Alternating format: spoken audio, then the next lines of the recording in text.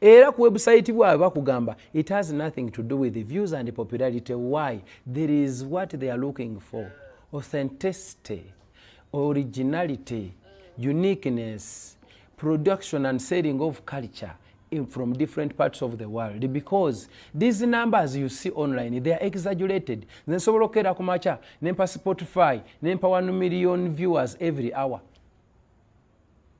I can buy YouTube views.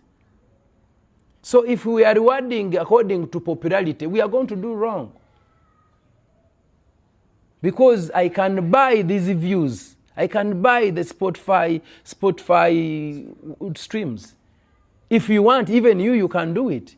Osobola okera kumacha nobanga buli lunaku osobola okufuna 1 million ya streams.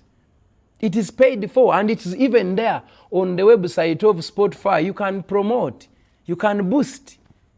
Even on Instagram, on Facebook, on TikTok, you can pay and have 1 million views. So what are you talking about? What if those